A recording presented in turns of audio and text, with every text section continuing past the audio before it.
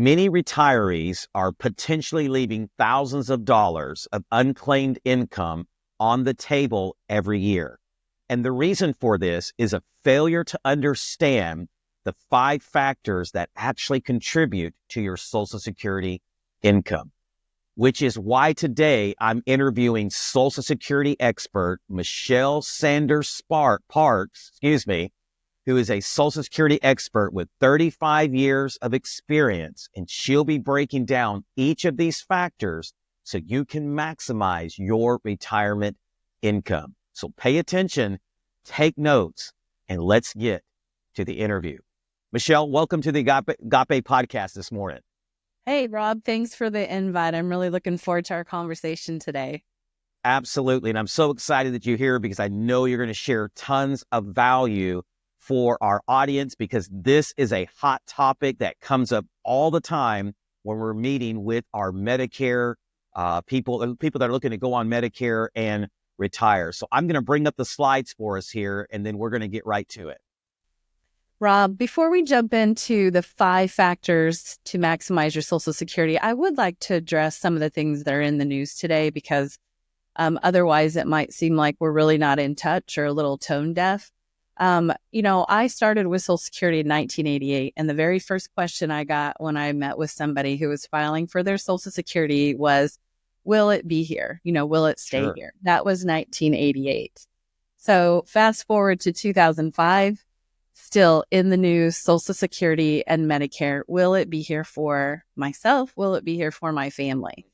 In that 35 years, the only thing that's changed is that would affect your benefits is the turning the full retirement age from 65 to 67, right? There's been some other entitlements that have come in, but that's the one big change. And what we don't know, is what Congress will do in the future. Right. But that is not a Social Security activity. That is a congressional activity. So if your listeners have concerns, they have fears, really, even if they have ideas, they should contact their congressional representatives and share them with them, because they're the ones who are going to have to act before the middle of 2030, right? 2034, 2036 is when the experts are saying you'll no longer be able to pay people at the rate you're paying them now. Right. Okay. So what that means is that, there's 3 things that they'll have to do. They'll have to look and see, are we going to raise taxes? So the Social Security tax right now on 176,100, people who are earning 400,000, are they going to have to pay more, or are we going to kind of leave it there? That's one thing. Sure. Are we going to reduce benefits? Or once again, are we going to look at raising the full retirement age? Those are the kinds of things that Congress will have to look at, but that's not really, for us to worry about. What I really want to focus on today is the facts of eligibility, the facts of how you can maximize your Social Security by understanding the earnings and your work and how that impacts things. Also, if you're continuing to work, how that affects your benefits, because you're continuing to pay Social Security tax. And then 4, which I think is the biggest one, delaying retirement. How many times have you heard, Rob, should I draw at 62? Should I draw at 65? Should I wait until my full retirement age? Or I don't know, even today, some of the financial experts are saying, wait until that magical age of 70. And it makes a big difference. And we'll talk about that a little bit. And then 5 is a little tricky. That's when you get into people who are dually entitled. For example, somebody who's become widowed, and they are eligible on their own record and on their husband's record. So we'll talk about that a little bit. But these 5 things are really, really important to people understanding and gaining information so you can make the best decision for you. Because, Rob, these truly are individual decisions. Sure. Yeah, that's a great point. And I look forward to diving into all 5 of these, because like I said, this is a very popular topic that comes up when people are looking to retire, or especially in the arena that I'm in, Medicare. We're always talking about Social Security, and I love the fact that you're going to break these 5 things down. Now, the next slide I'm looking at here is, it says, what's new in 2025? Part B could fluctuate depending on the prior year AGI. Can you break this slide down for us? I can. So this is really important for you guys to know, especially if you're moving into a retirement decision in 2025. So these are basically some of the Social Security taxes, resources, Medicare changes that they make each year. And so this year, the tax that you're going to have to pay, Social Security tax that you're going to have to pay, is now 176,100, both for employees and self-employed. You'll see on there that the percentage is different, but that percentage has not changed. Sure. A work credit to actually get a quarter of coverage, because you have to have 40 quarters of coverage to be insured for a retirement benefit. You have to have a fully insured status, and you also have to have worked 5 out of the last 10 years to be eligible for disability. So the work credit is important in that way. So to earn a quarter of coverage or a credit, you have to have $1,810. So times 4 would give you 4 credits for the year. And then there's the earnings limit, again, which is really important. The full retirement age, there's no limit there. That has not changed at all. And what that basically means is that if you are full retirement age, so my full retirement age is 67, I can work and earn as much as I want and still draw my full Social Security benefit. The year that I reach full retirement age, so if I reach full retirement age in 2025, I can work and earn up to $62,160. And then after I am 67, after my full retirement age, again, no limit. Now, if I'm under that full retirement age, Rob, that limit's quite a bit less. So this year for 2025, that's $23,400. And what I'll do as we move through this is share a couple examples, because I think it really helps people kind of understand what is the impact on your benefits, kind of short term and long term. And then there's that Medicare Part B, the $185 monthly. Now, again, that's the standard premium. And the reason that's asterisked is because Part B, it can fluctuate depending on your prior year adjusted gross income.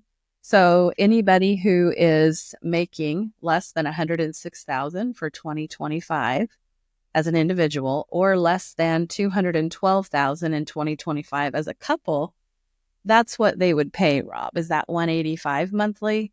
And then it's adjusted up. And one thing I would like to mention here that I think is really important that a lot of listeners might not know, Rob, and I'm not sure if you do, you probably do because you've been in this business for a while. But folks can actually, like if I'm married and I lose my husband and my adjusted gross income was something like $300,000 or $400,000 and I'm paying a very high Part B premium. If I lose my husband or I lose my job or there's something else that changes my income, I can go into Social Security immediately and fill out a form for them to adjust that Part B premium. And I think that's really important for people to know, because when you have a change in income like that, it's very helpful. Yeah, it's interesting you bring that up because, we're talking about an IRMA penalty when it comes with your Medicare Part B or your Medicare Part D, where Social Security goes back and looks at 2 years prior income. And true story, and would love your take on this, is I had a gentleman reach out to me. He was some type of geologist, and I think they were mining for different minerals and other things. And he had a unicorn year where he made like $2 million, but it was a unicorn year where that wasn't what he normally made. Even though he did make a higher significant income, that was one of those, best years.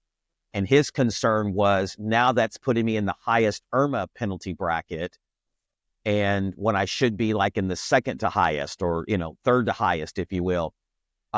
Can he use a form, this form that you're talking about? Could he use a form to appeal that? Or because it was a unicorn year, he's just stuck paying that at least for a couple of years and then can go back to where, his Part B penalty would be? Yeah, if it's actual income, he's not going to fill out that form and get an exception to that, Rob. But what he could do, so this AGI is actually dependent on your AGI from 2 years ago. So what you would pay in 2025 is based on the tax filing that you made in 2023. Right. But it can change every year. So it would just affect him for the 1 year. And then he'd want to go in and let them know right away that his income had changed. Okay. Yeah, because I mean, we run into that quite frequently. And in talking about the full retirement age and the earning limits, it's Right. interesting to me how many people don't really check into this. And like we had a lady recently that I want to say is like 30 to 40,000 over a few years because she took her Social Security at 62 and she just kept working full time. And for whatever reason, never got a letter, never, and she decides to go on Medicare. And all of a sudden this comes up and she's freaking out because, she was working past this earnings limit. So I'm definitely glad that you brought that up today because it can be a scary thing if you do not know, the rules when it comes to earning limits. Yeah, and I will just say, since you gave that example on earnings limits, we are going to talk about that a little bit more in depth. But if, someone in that example, it would definitely affect their Medicare Part B premium if their Sure. earnings were high. But if she wasn't entitled to a Social Security check and she had filed but hadn't actually received a check, they would go back and adjust her reduction rate at the time she started drawing. So I think that's important for people to know too. So, I mean, kind of hopping into the first one, understanding eligibility. This is super important. And I a lot of times, Rob, I will hear people kind of confuse or conflate Social Security, retirement, survivors, and disability insurance, which is kind of what's up there on the slide right now, with supplemental security income.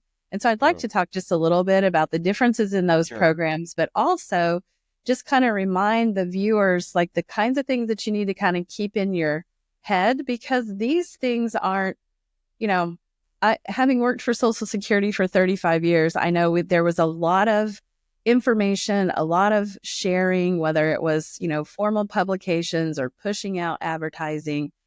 And I kept thinking, this is so basic. Surely people understand what their entitlements are. Since I retired last May, I can Right. tell you about two stories specifically where I was working with a lady who was in her 70s and she did not know that she can draw spouse's benefits. And to me, Mm. that was really remarkable. And then I worked with another lady who had a disabled child in care for their entire life. They'd taken care of this child. They were both receiving benefits, but the child was not. They never filed for benefits for this child, and they missed out on benefits. So I just think it's really important that, these are pretty basic, right? For retirement, you got to be 62 or older. Spouse has to be 62 or older. But some people might not know that if you have a child in care that's under 16 or disabled, that you can draw benefits. A divorced spouse, without affecting the current spouse or the wage earner, can draw, but they also have to be 62 or older. Same thing. If they had a child in care and it was the wage earner's child, they could draw. Now, there is a 10-year kind of, you got to be married to somebody for 10 years if you divorce them. And then the children, I don't think people really realize, like, Social Security pays the most benefits to children than any other program. I mean, there are children that literally are taken care of because of Social Security. So basically, if the child is under 18 or if they're still in high school, their benefit would continue until they're 19. If that child had a severe disability and they were disabled before age 22, they could continue drawing on that wage earner's record. And just a rule of thumb, I don't want to get into reduction rates and everything like that because that's really Right. complex thing, but just, to kind of let everybody know, these are the kinds of things. If you think you may be eligible or entitled, you should be calling Social Security and asking them. Sure. The wage earner is entitled to their benefit, which we'll talk about in a little bit. And a rule of thumb, generally the spouse and the children, it's about 50%, depending on when they decide to take it. So, disability, I'm going to hop down to that one because it's pretty similar as far as everything, except there's no age limit on when a wage earner can draw benefits. They just have to be insured. So they had to have worked and paid in at least 5 out of the last 10 years. If it's a very young wage earner, it's less than that. But again, that gets into some complicated computations. But pretty much that is the same. The definition of disability, I get asked that question a lot, Rob. It's different than like short-term or long-term disability insurance that you might have. This is actually Right. someone who cannot work, like they're expected not to be able to work at least for 12 years, or that their condition is going to end in death. So these are severely disabled individuals.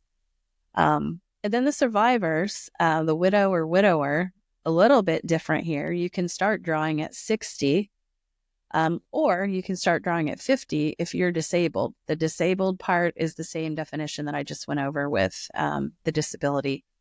So you can see there's a little age gap, which is why it's really important for people to kind of understand the entitlements and, make their planning, because Social Security has never been designed to replace all income or to fully take care of folks, right?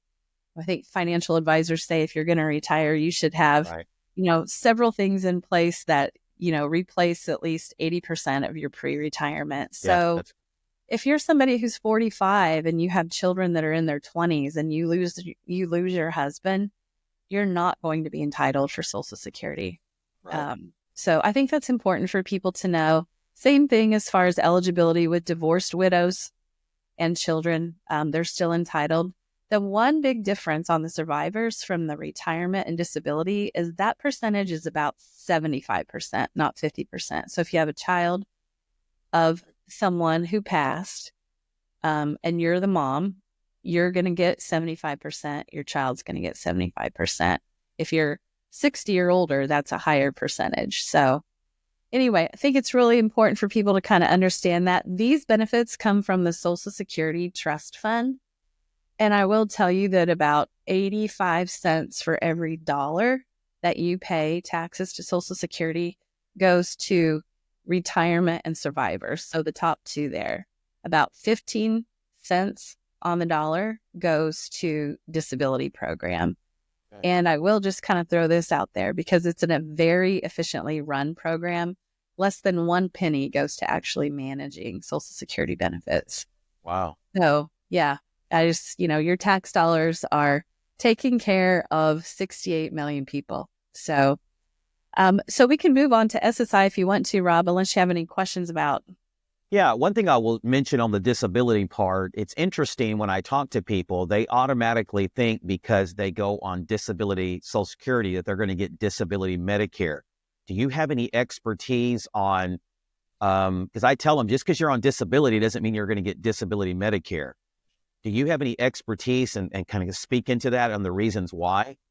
Yeah, well, the reasons why might be a little bit different than how that works. So, it's legislation. The disability program is different than retirement and survivors as it relates to Medicare.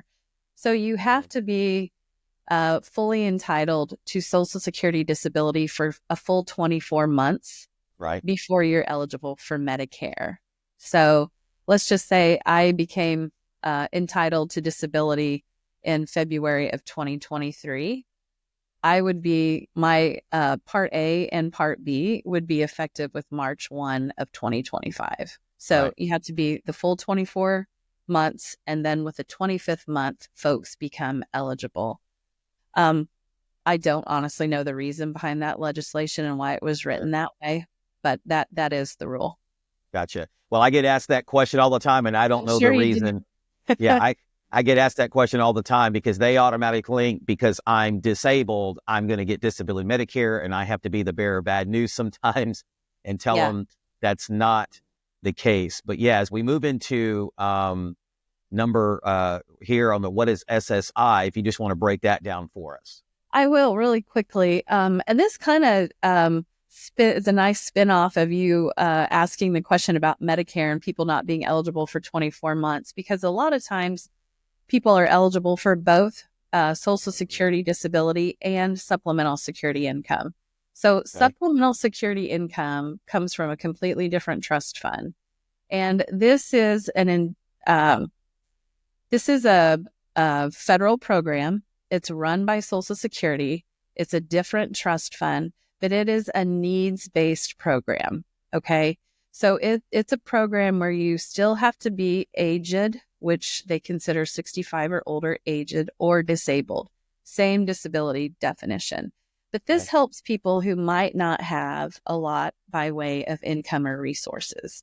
And so the maximum payments for this year are $967 for one person, $1,450 for a couple. So just to kind of talk real quickly about how that might work, if your Social Security benefit was only $600 and your income and resources were below those limits that you see there below. So for example, my income was below 987 as an individual because it's only 600.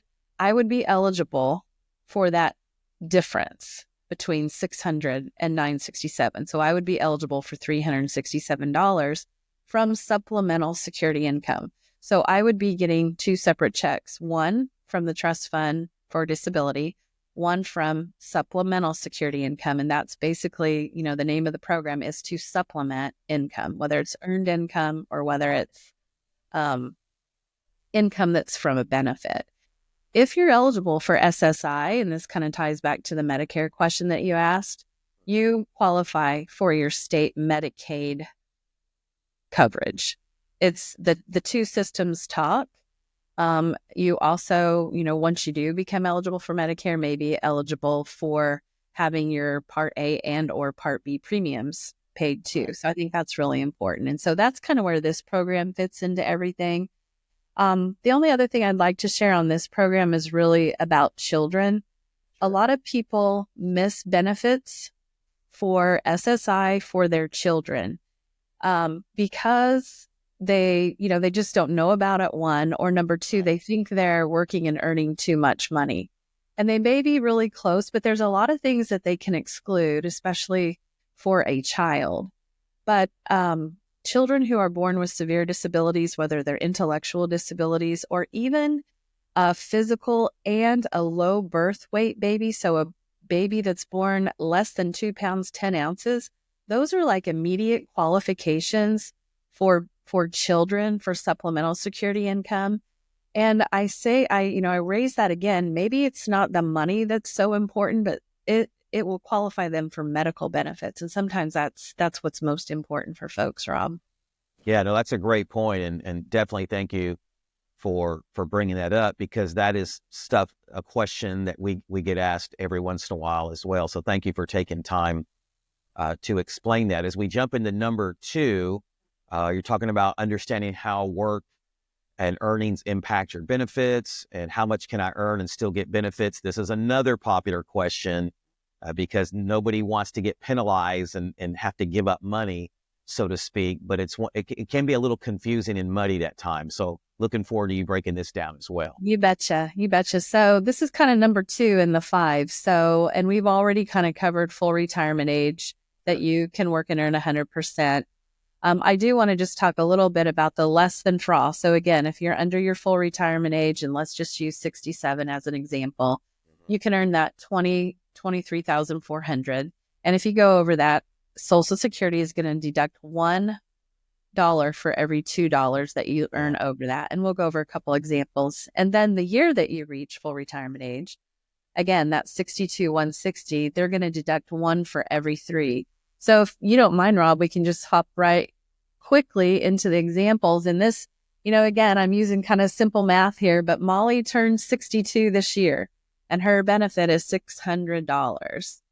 So that means she can earn the $23,400, but she's going to earn, she already knows it, or maybe it's the end of the year, she's going to earn $25,000. So the difference there is the $1,600.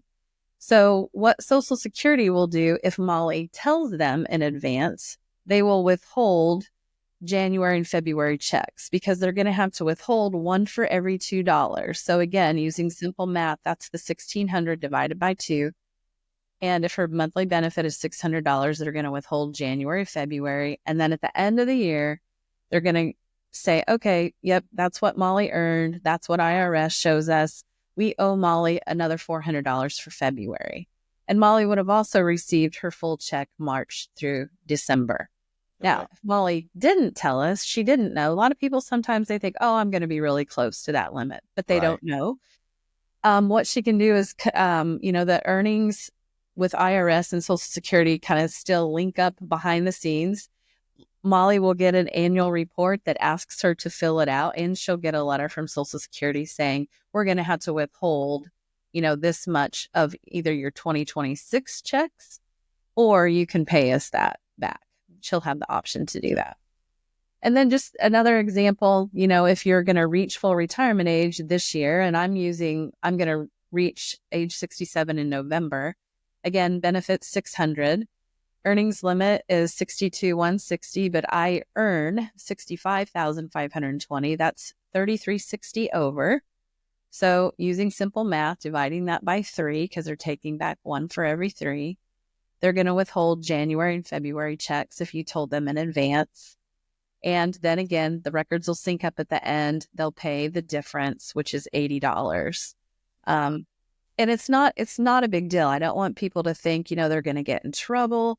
This is a bad thing.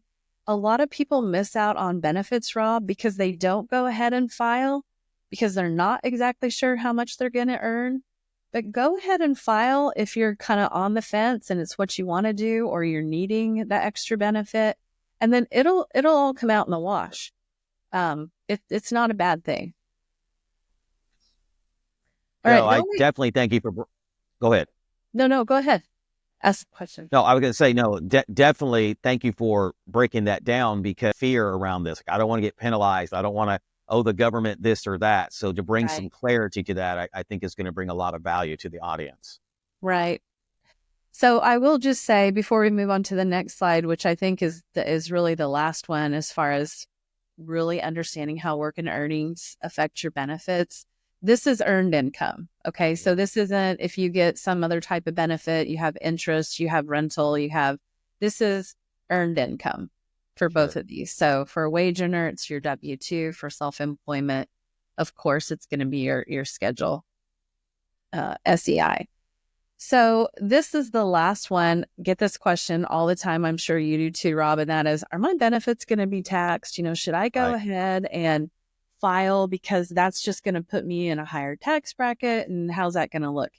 It certainly could put you in a higher tax bracket. And I always advise people to talk to your accountant, your tax specialist, because I'm not a tax expert. I don't even play one on TV, not going to pretend. Right. These are the limits, right? Like these are the limits. They haven't changed much over the years.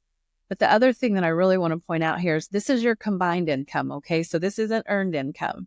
So your benefits can be taxed. All right. And they're taxed at different rates depending on your combined income, individual or married and filed jointly. So you can see here, if you're earning $25,000 or less and your combined income is $25,000 or less, none of your benefits are taxed. But just to use an example, go all the way down to the bottom left-hand corner there. If your combined income individual is $34,000 or above, up to 85% of your benefit.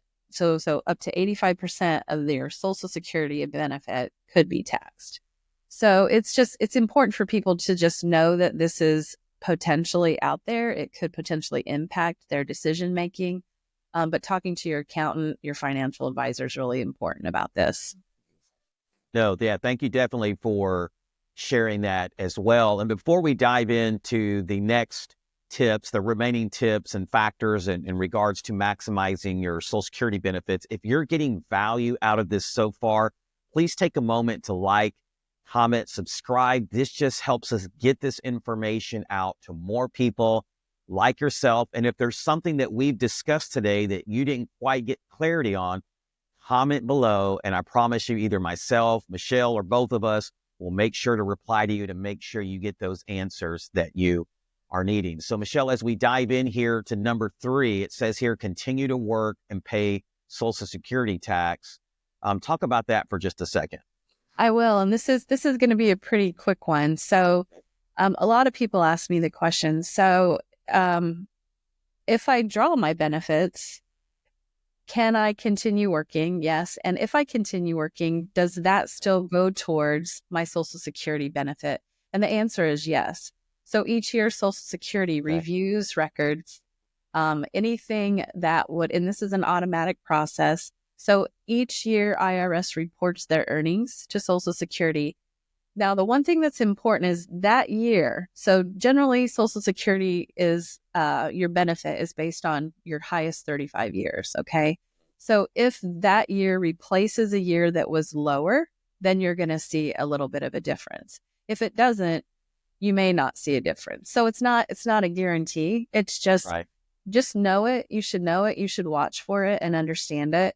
And, just by way of example, how that catches up.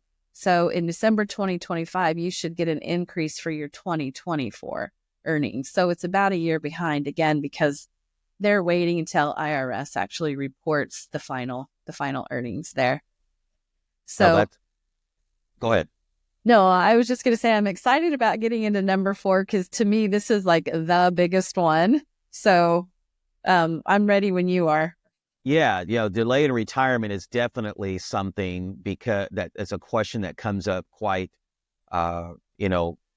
consistently comes up because people just don't know what they don't know. So I'm really excited for you to break this down as well. Yeah. So on this slide, it's just simply kind of showing you when people reach full retirement age. So I thought that was, kind of important because it gets confusing, right? Because you're born between 43 and 54. It was age 66. And then basically you can see it's a sliding scale until 1960. So if you're born in 1960 or later, your full retirement age is 67. And I kind of just wanted to start there because I want to get into some details because I think this is what people really want to know. So I want to talk about my Social Security, which I think is really important on the next slide. If you have not gone to www.ssa.gov and set up your Social Security, your My Social Security account, you need to do that. You cannot be talking or thinking or planning about your retirement or really even, if something happens to you down the road, without knowing what your benefit is. And this My SSA account will show you exactly what your benefit is. It's going to show you what your earnings are. So you can look and see, some people have, gone in there and seen that they've got a block of 10 years that's missing or some some Social Security number was transposed, Rob, and they didn't get credit for it. Super important to go in here and look at it. So, to create an account, it's very easy. You just, these are kind of the qualifications. You need to be a citizen, at least 18 years old, have a valid email address, and you need to have a Social Security number. Social Security uses login.gov or ID.me, which is kind of the new federal program. So it's super easy, you guys, to go in there and set up this account. And the next slide is an actual account. This is what you'll see when you actually go in there. And you can look at this slide and you can see that in age 62, this person's benefit is $26,051. Okay. And this little dial down here at the bottom, Rob, if you can I don't know if you can circle around that, but there's kind of a continuum at the bottom. There's a little blue dial. If you slide that dial, you can the amounts will actually change. So, this is kind of showing you age 62, 67, and 70.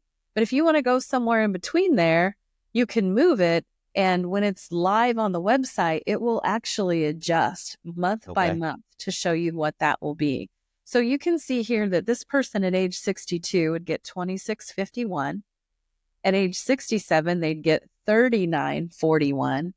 And then at age 70, they would get $49.59, a big jump at age 70. Wow. So this is at your fingertips. You go into myssa.gov. This is at your fingertips. And, before we start going into the break-even points, which this is my favorite part, because I think, people always say, what should I do? Right, Rob? Have you gotten that question? Should I draw out 62 or 65 or, 67? And, just to kind of take a minute to tell, a real life story. When you're actually helping people file for benefits, you get that question every time. And as a Social Security representative, you're not a financial expert. You are a Social Security expert.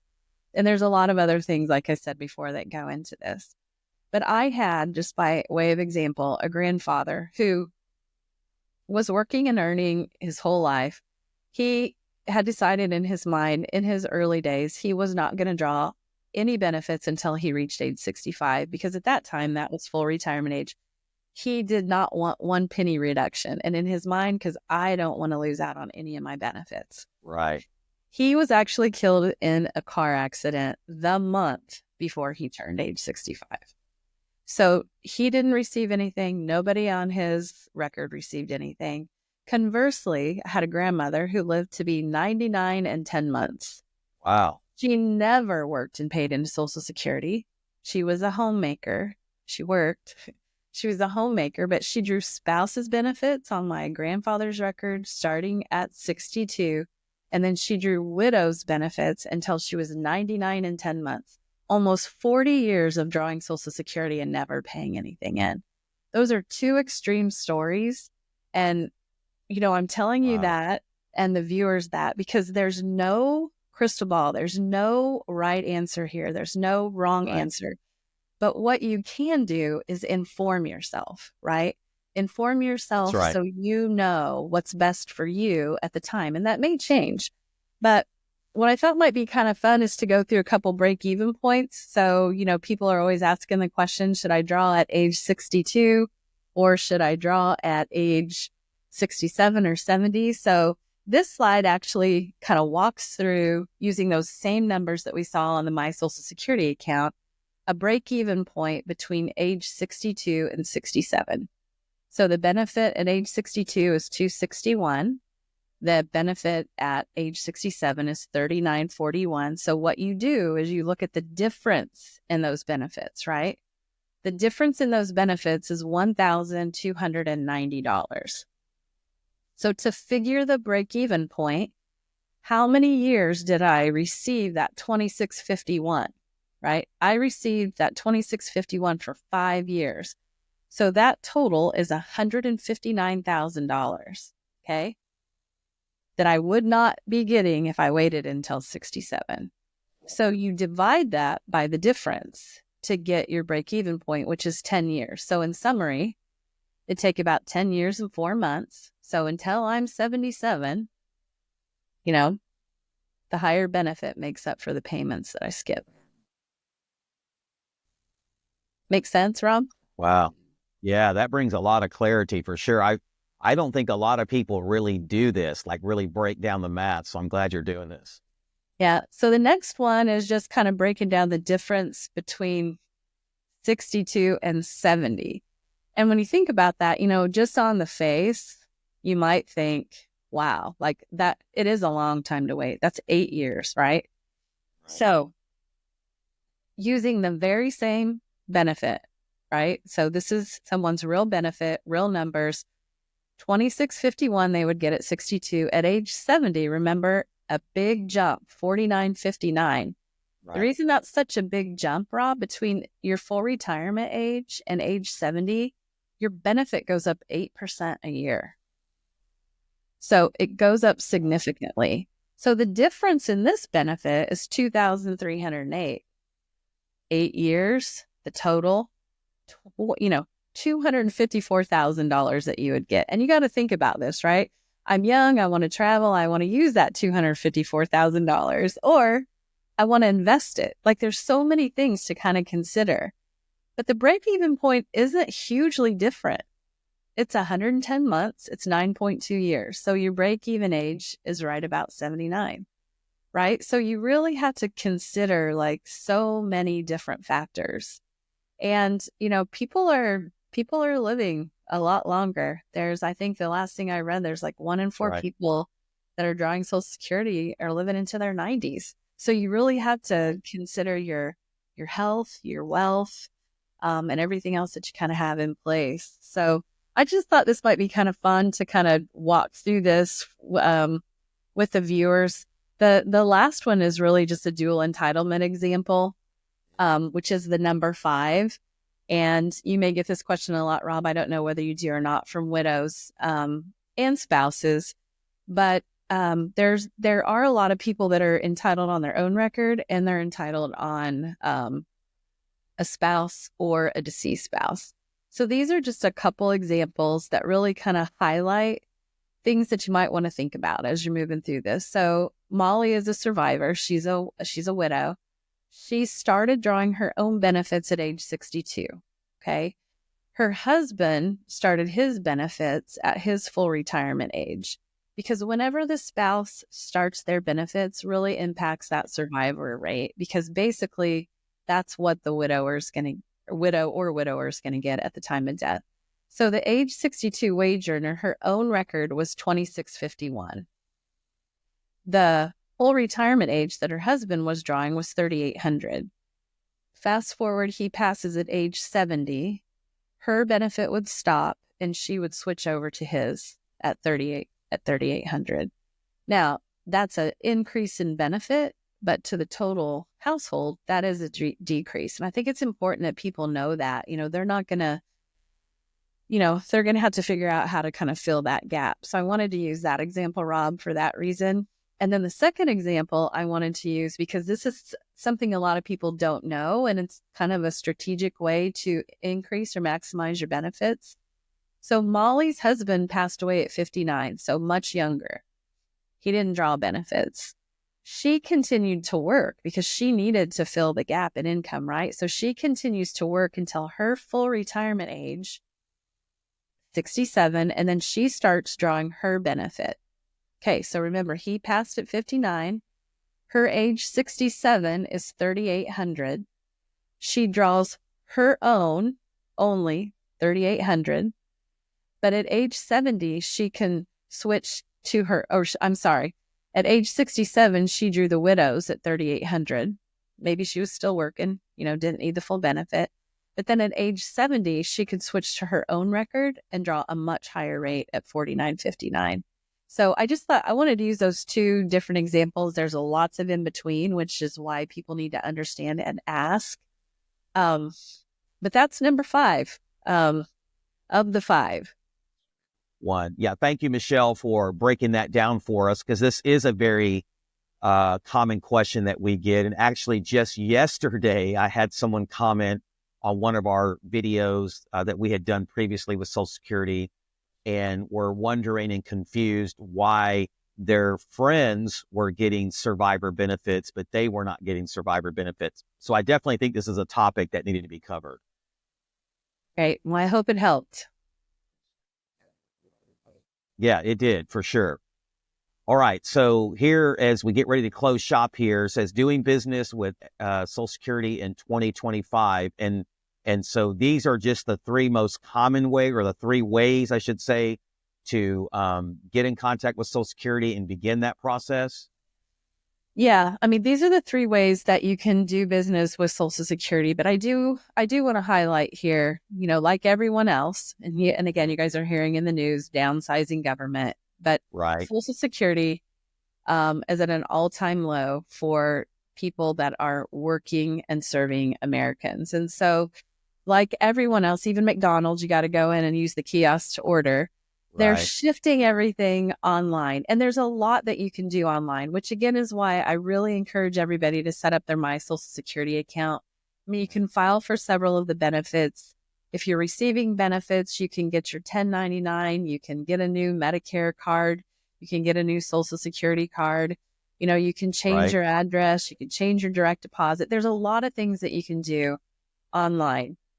Not everybody has a computer. Not everybody has internet. Not everybody's technically savvy. So there's also 2 other lines of business, which is the 1-800 number, which you'll see on the screen there. And you can call the national 1-800 number really with any question. And if they can't help you, they'll refer you to someone that can. And then if you're someone who just wants to talk to somebody face to face, or you need help, you can go to your Social Security office. Rob, the next slide that I have there is how you can find your local Social Security office. So if you go to www.ssa.gov, you can put in your zip code and it'll come up with their local telephone number and their address. If you, again, don't have internet, you want to just call, you can call the national 1-800 number and they will give you the number and the address for your local Social Security office. A lot of times you'll need to have an appointment. The 1-800 number should be able to tell you that. You'll wait on the 1-800 number sometimes for a very long time. You could wait in a Social Security office for a very long time.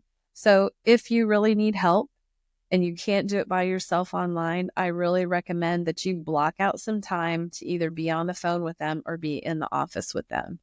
I hate it that service has gotten to that level, but that's just kind of the facts of how things are right now.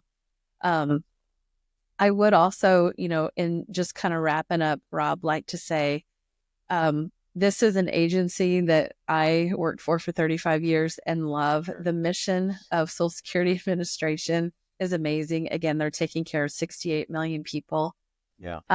But these 5 things, understanding your eligibility, to me, that's one of the most important of these 5. And the reason I say that, and all 5 are important because really, guys, wisdom guides your decision and your actions.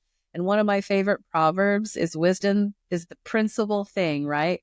Therefore, get wisdom and get it with all you're getting. Get an understanding, right? It's just like, this is something you can't leave to chance. It's something that, just like Rob said, don't rely on your neighbor.